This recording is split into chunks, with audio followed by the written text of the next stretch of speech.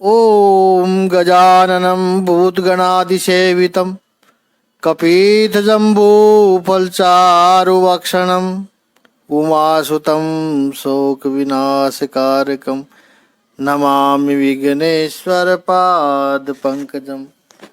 कृष्णाय वासुदेवाय हरे परमात्मने प्रणतः कलेशनाशाय गोविंदाय नमो नमः। ओम श्री महापुरुष देवाय नमः। ओम श्री गुरुदेवाय नमः। ओम आनंदमय। ओम शांतिमय। हमारा चिंतन गीता अध्याय 3 श्लोक 1 और 2 पर इकट्ठा चल रहा है।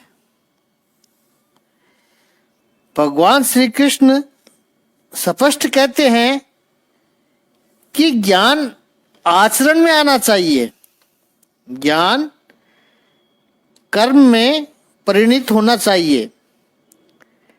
नहीं तो जैसे गांव की रामलीला में राम पर्दे के पीछे बीड़ी पीता हुआ नजर आता है, और फिल्मों में भी जो धार्मिक रोल निभाते हैं, रोल खत्म होते ही नशा करने होटल में चले जाते हैं।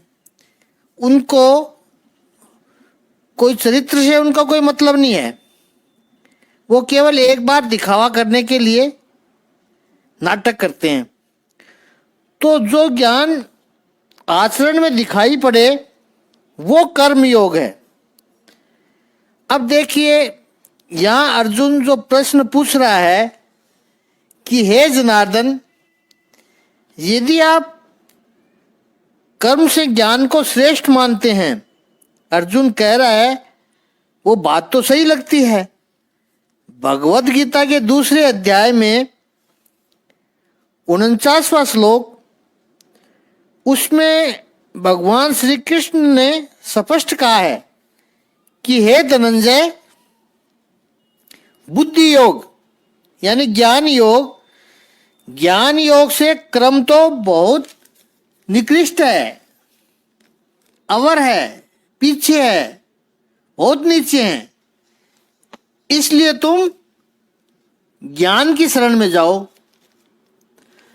फल के हेतु से कर्म करना तो कृपण है, दुर्बल है, वो बेचारे लालची हैं। भगवान ने स्पष्ट कहा है कि तुम बुद्धि की शरण में जाओ, तुम ज्ञान की शरण में जाओ। तो अर्जुन ने सोचा, यदि प्रभु कह रहे हैं तो उनको मुझे ये कहना चाहिए कि अर्जुन तू ज्ञान का अनुष्ठान कर, ऐसा कुछ कर कि तू भी स्थित प्रज्ञ हो जाए। हे केशव, यदि बुद्धि इतनी श्रेष्ठ है, ज्ञान इतना श्रेष्ठ है, तो फिर आप मुझे इस युद्ध रूपी घोर कर्म में, इस भयंकर कर्म में, जिसमें हर कदम पर हिंसा है, ऐसे कर्म में मुझे आप क्यों जोड़ रहे हो? अच्छा, दूसरे अध्याय के अंत में प्रभु पूरे स्थित प्रज्ञ का वर्णन करके 72वें श्लोक में बात को किस शिखर पर छोड़ा है कि इस बुद्धि योग का जो अनुष्ठान करता है तो उसकी प्रज्ञा स्थिर होगी। ज्ञान का जो अनुष्ठान करता है, दूसरे अध्याय का 72वां श्लोक, अंतिम श्लोक में, ऐसा ब्राह्मी स्थिति ही, अर्जुन ये ब्राह्मी स्थिति है, श्रेष्ठ स्थिति है। अर्थात ज्ञान का अनुष्ठान करो, उससे स्थित प्रज्ञता आएगी। स्थित प्रज्ञता की जो स्थिति है, वो जब अपने शिखर पर जब पहुंचेगी तो ब्राह्मी स्थिति आएगी। तब व्यक्ति ब्रह्म में एक रूप हो जाता है, ब्रह्म में लीन हो जाता है।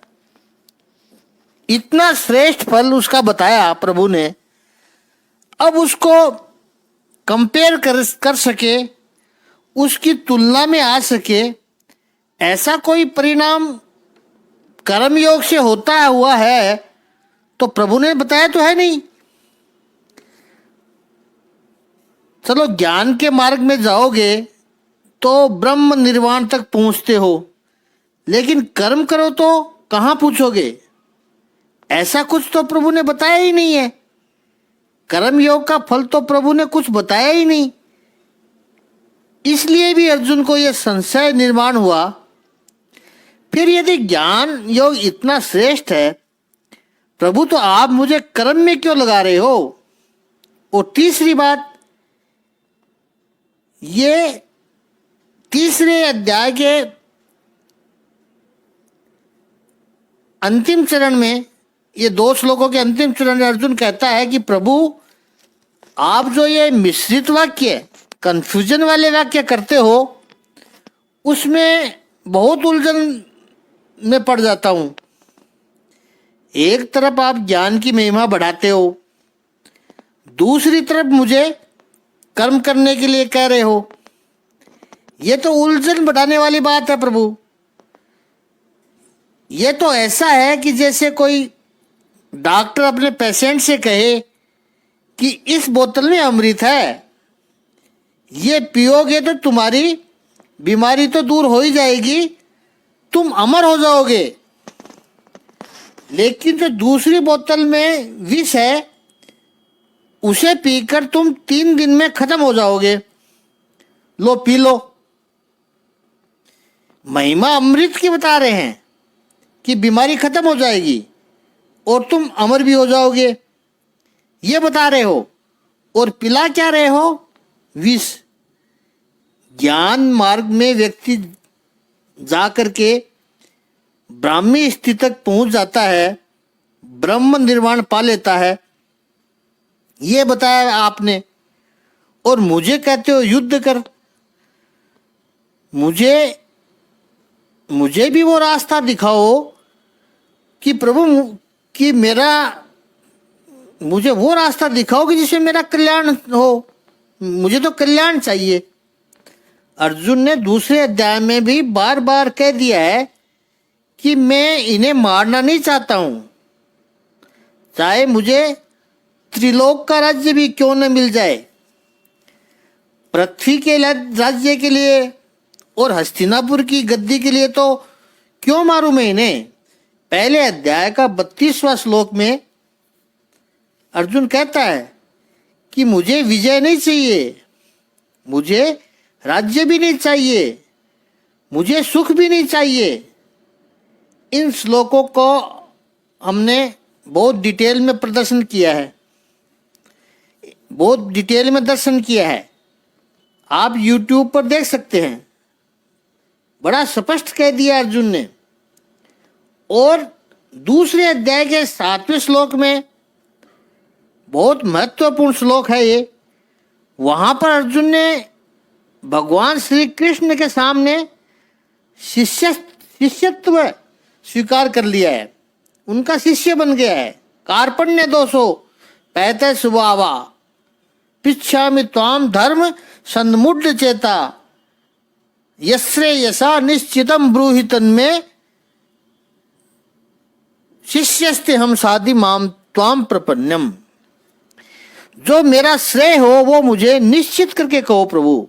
श्रेय निश्चित, ये 2 बात ही बोल रहा है वो। तीसरे अध्याय के दूसरे श्लोक में भी, यानी इसी श्लोक में भी अर्जुन यही कहता है, मुझे मेरा निश्चित श्रेय कहाँ है वो मुझे कंफर्म करके कहो, मेरा श्रेय बताओ। अर्जुन कल्याणाकांक्षी है, कल्याण पाना चाहता है।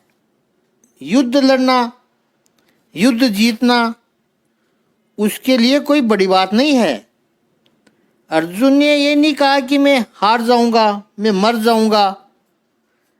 हाँ, ये बात जरूर की है कि वो मुझे मार देंगे तो ठीक है, क्योंकि मैं इनको मारना नहीं चाहता हूं, इसलिए युद्ध में कुछ तो होगा, वो मुझे मारने में समर्थ नहीं है यदि मैं युद्ध करूं तो, लेकिन मुझे युद्ध नहीं करना है।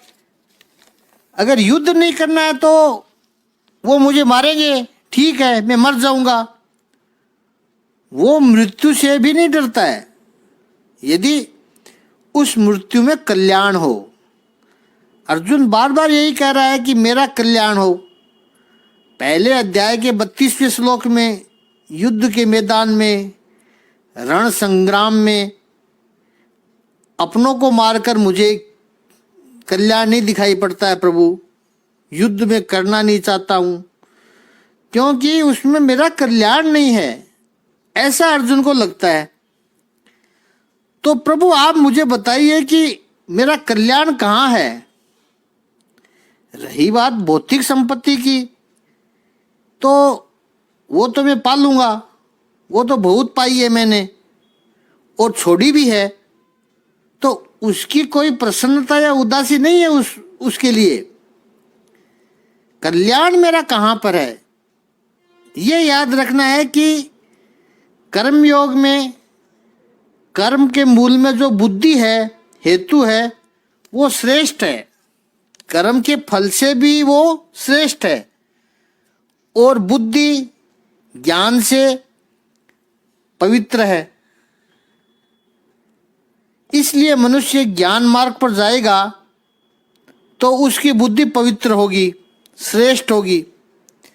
श्रेष्ठ बुद्धि श्रेष्ठ संकल्प करेगी, श्रेष्ठ संकल्प करेंगे तो सत्कर्म होंगे, और सत्कर्म में फल का त्याग करोगे तो मुक्ति मिलेगी। ये प्रभु आपने दूसरे अध्याय में बताया, तो फिर आप मुझे इस युद्ध रूपी घोर कर्म में क्यों जोड़ रहे हो। अर्जुन की बात सुनने में तो बहुत अच्छी लगती है। अब उसके भीतर की साइकोलॉजी को थोड़ा सा समझें, उसके विज्ञान को समझें कि इस श्लोक में अर्जुन की मनोस्थिति व्यक्त हो रही है।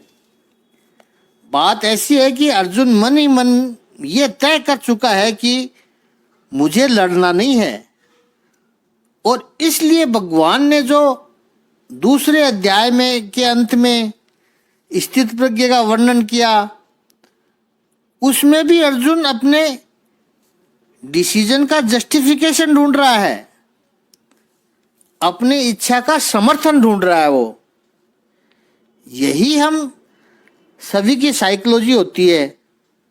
और व्यक्ति जितना बुद्धिमान हो, न हो वो दूसरी बात है, लेकिन अपने को बुद्धिमान समझता हो तो अधिक से अधिक ऐसी प्रवृत्ति करता है।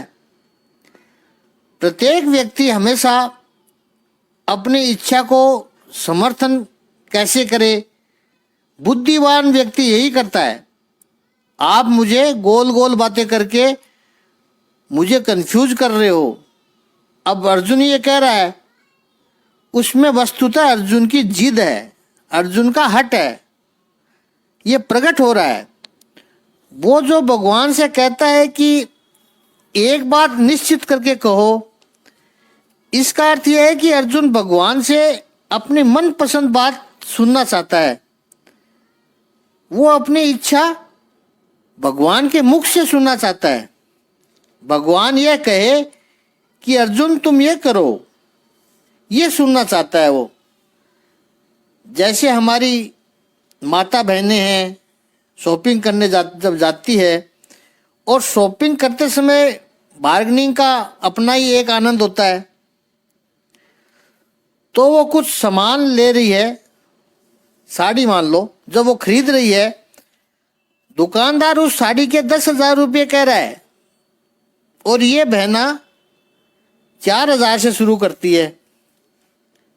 बार्गेनिंग करते करते दुकानदार 8.5 तक आ गया, बहना 5 पर आ गई, और दुकानदार 7 से नीचा नहीं आना चाहता है, और बहना बढ़ते बढ़ते 6 तक पहुंच गई, और 6 और 7 के बीच में जो अंतर है मन में तो बहना ने तय कर लिया है कि ये लेनी है, पसंद आ गई है।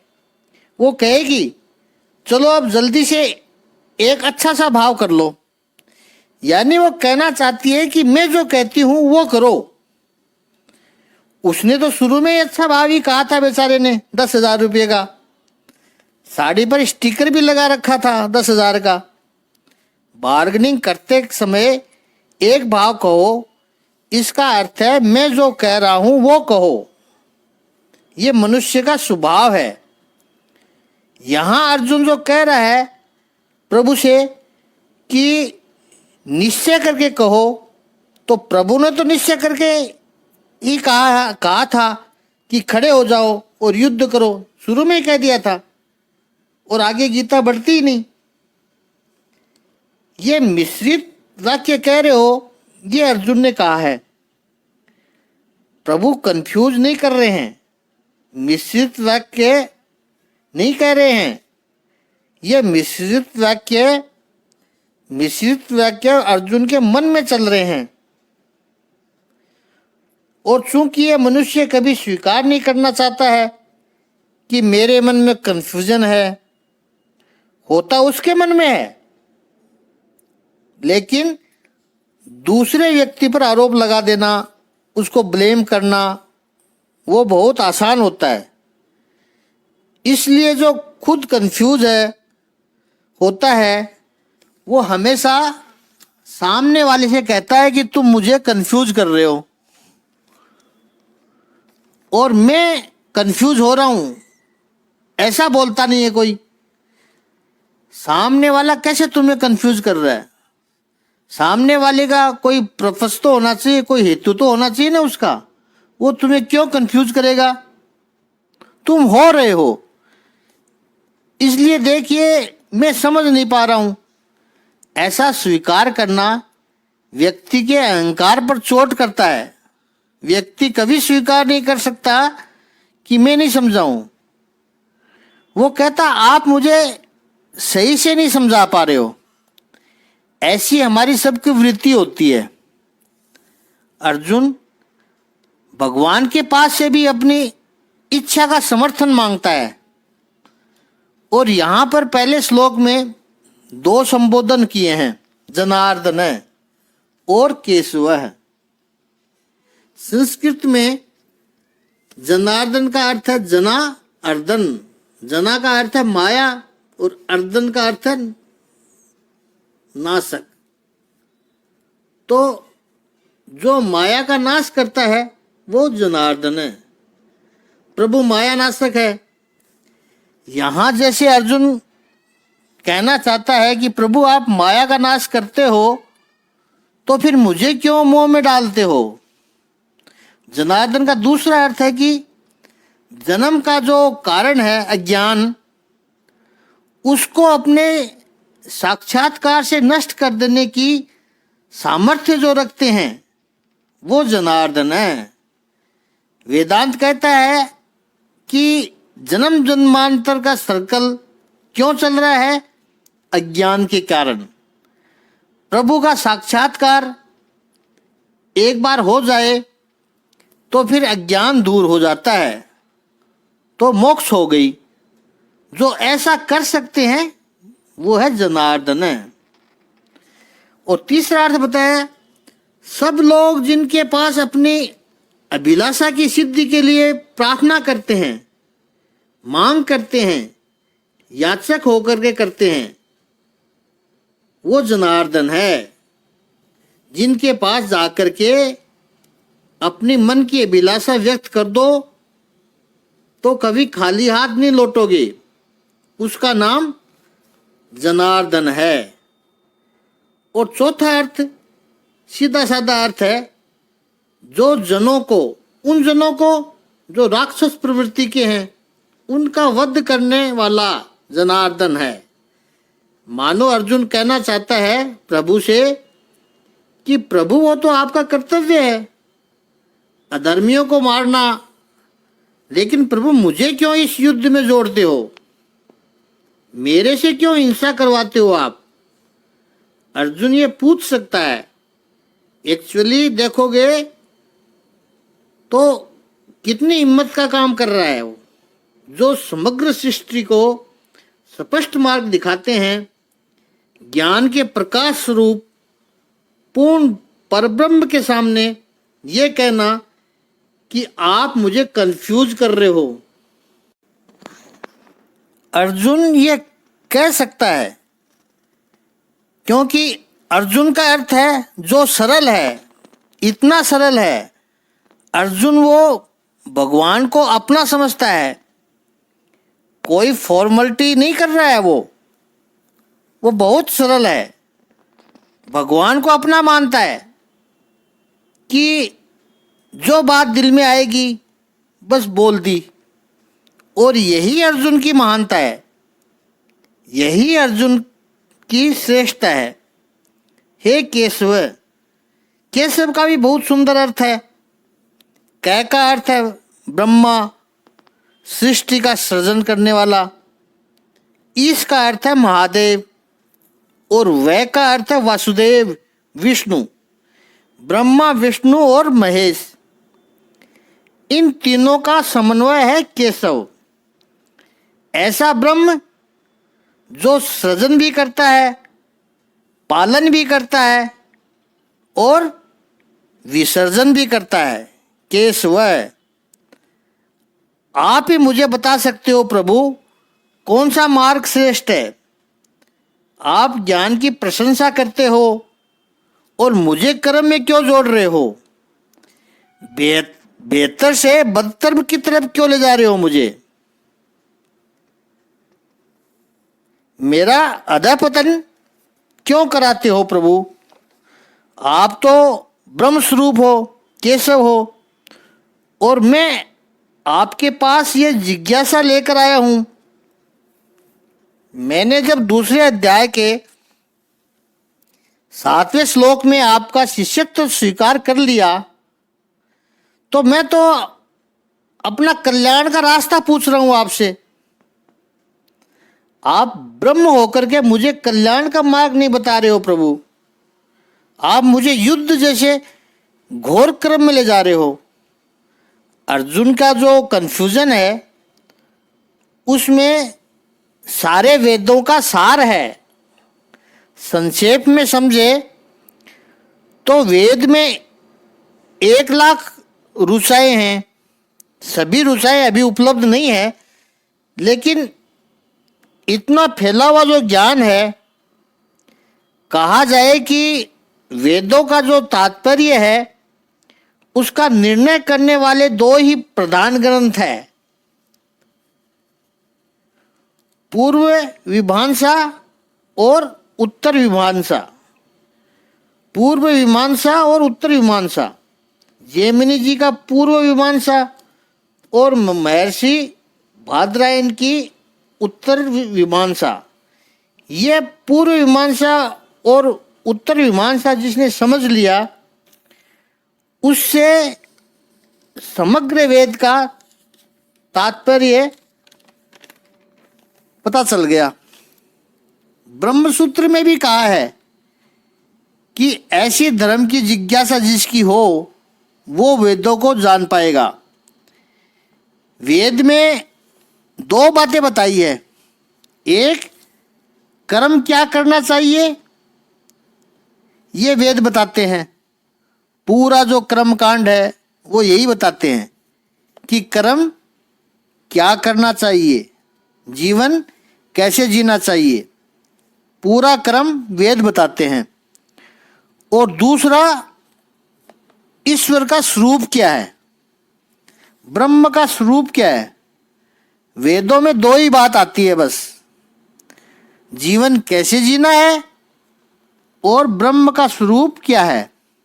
कर्म क्या करना चाहिए और ईश्वर का स्वरूप क्या है।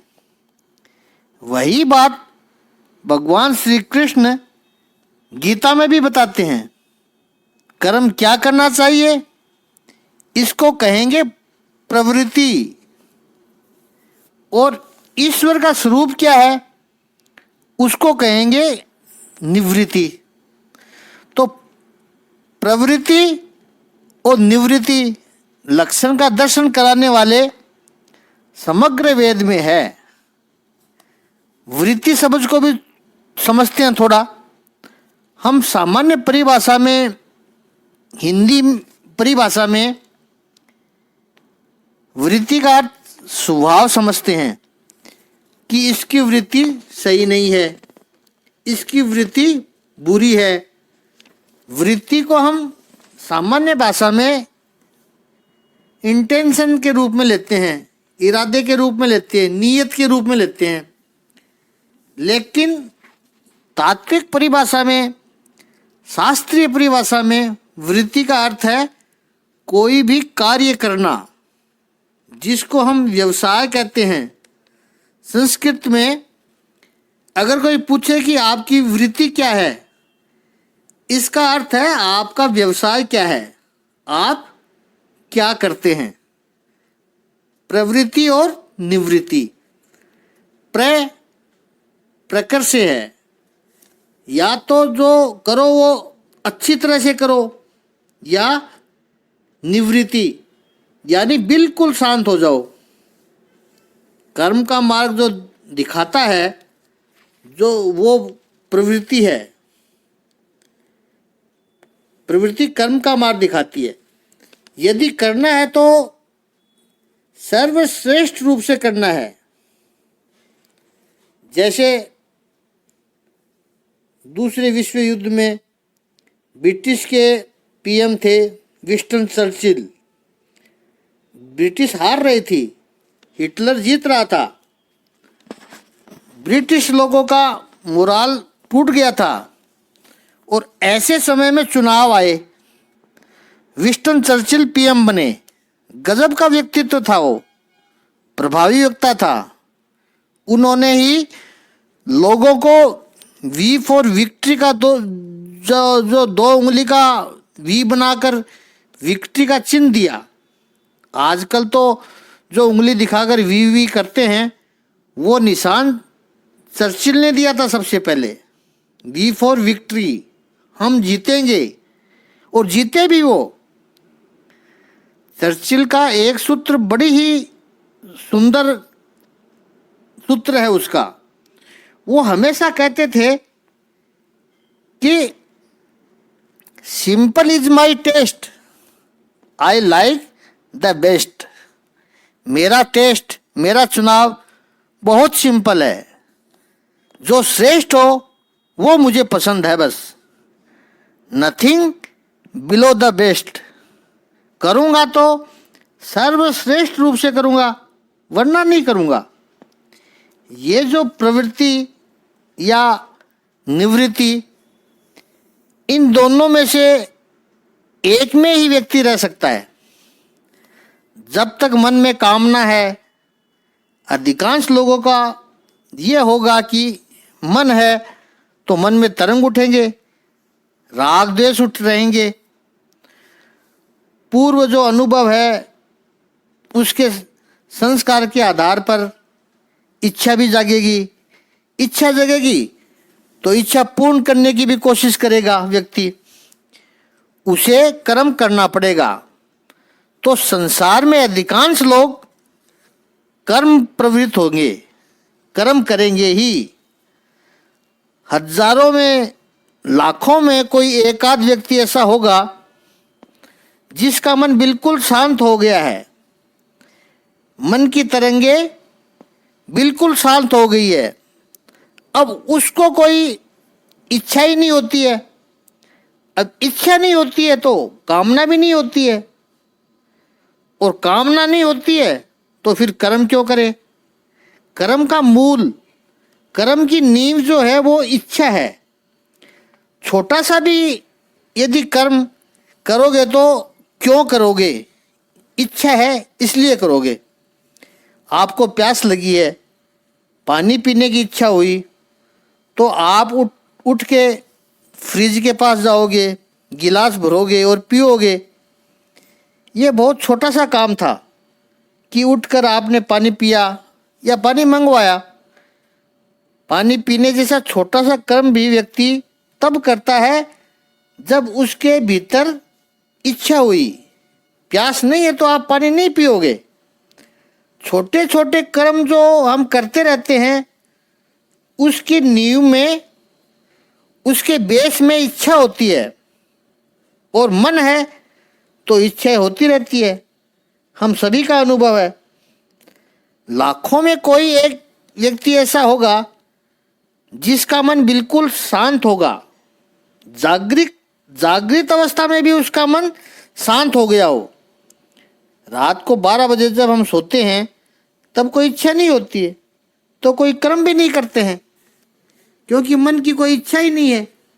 मन की तरंग सब शांत हो गई है, तो कर्म नहीं करते हैं।